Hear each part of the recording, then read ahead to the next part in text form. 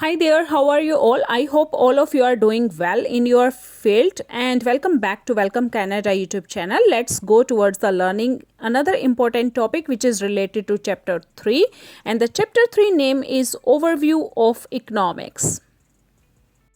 My friends, this chapter in section 1 is the lengthy chapter, so I think we will make the more videos to cover the entire chapter important topics.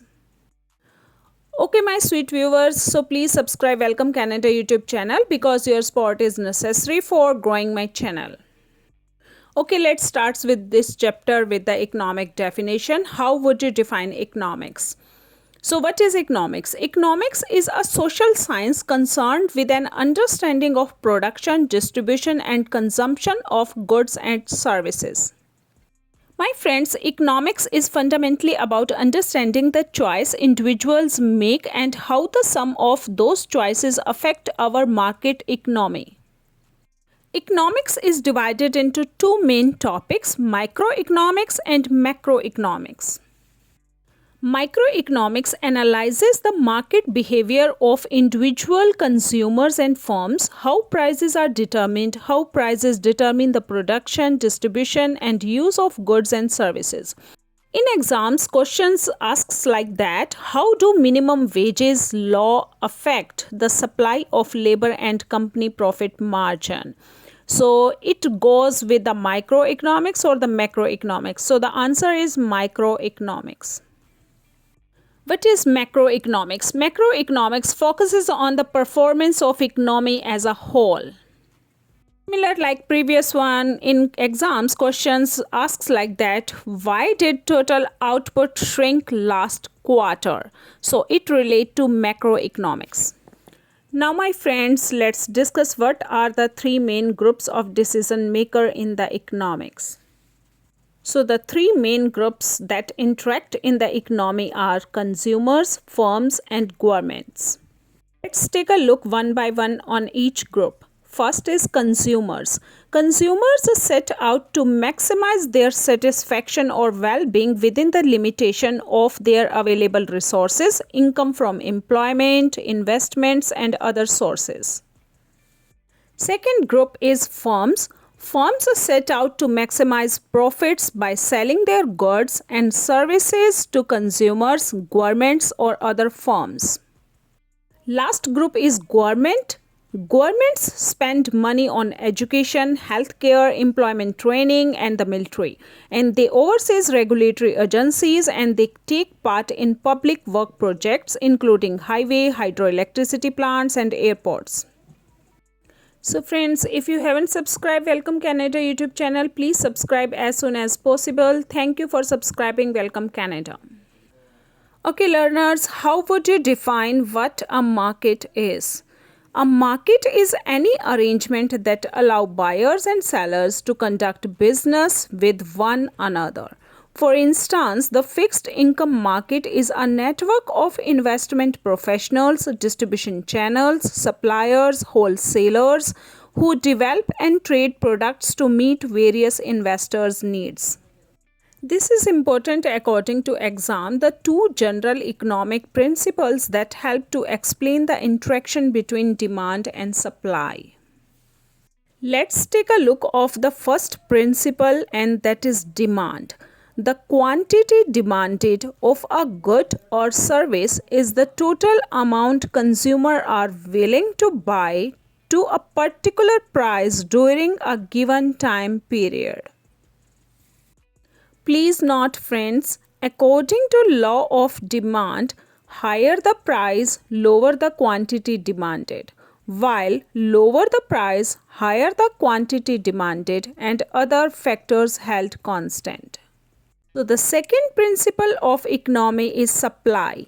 The quantity supplied of a good or service is the total amount that producers are willing to supply at a particular price during a given time period.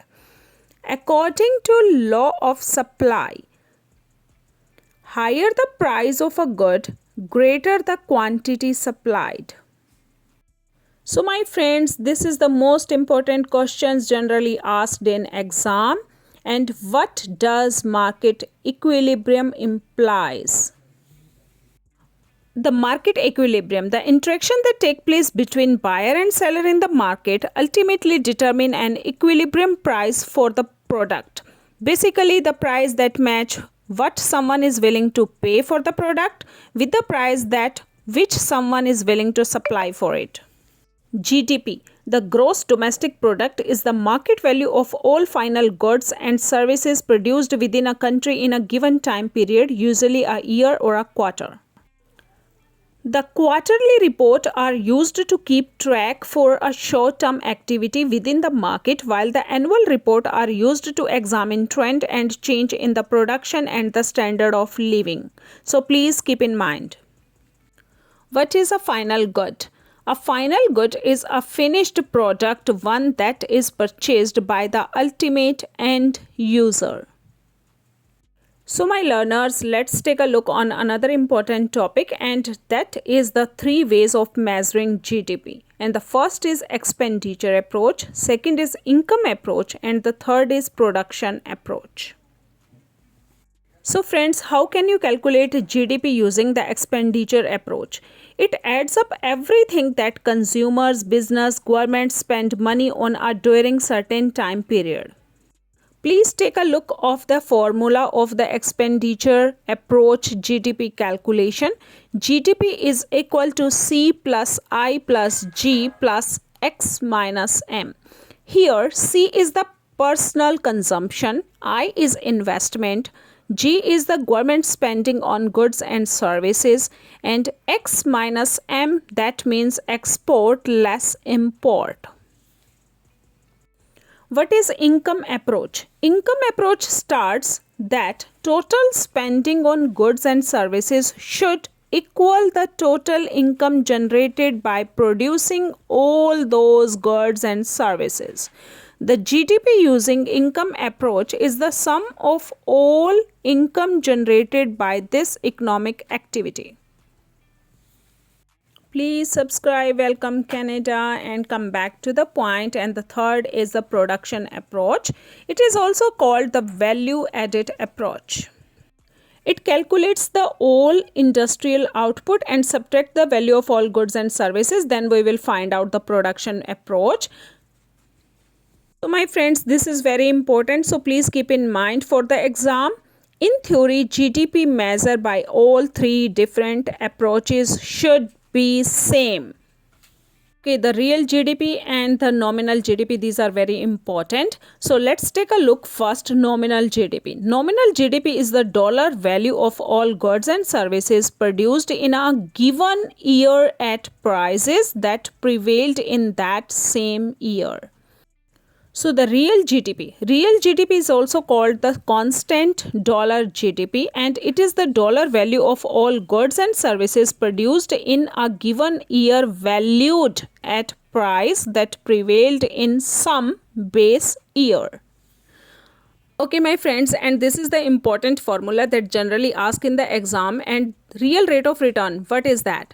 Nominal return minus inflation rate. And that's generally asked in the exam, such kind of questions. So please read carefully this question and find out the best answer from your side using this previous formula. So what's your answer? Please write down in a comment section. So let's learn about factors determine the economic growth. First is increase in population over time, increase in capital stock, improvement in technology. These are the 3 factors that help to growth in GDP. Okay friends, I think it's enough for today because economics is a very vast topic. So in our next video, we will cover the business cycle and the phases of the business cycle. This is the expansion, peak, contraction, what is the recession, through recovery, everything we will cover in our next video. So if you have any question and concern, and if you have any query related to this topic, so please write down in a comment section. I'll try my level best to solve out your each and every query. And if you have any question, please write down in a comment section, and please watch the entire videos that help you to clear your exam. Have a good day. Bye.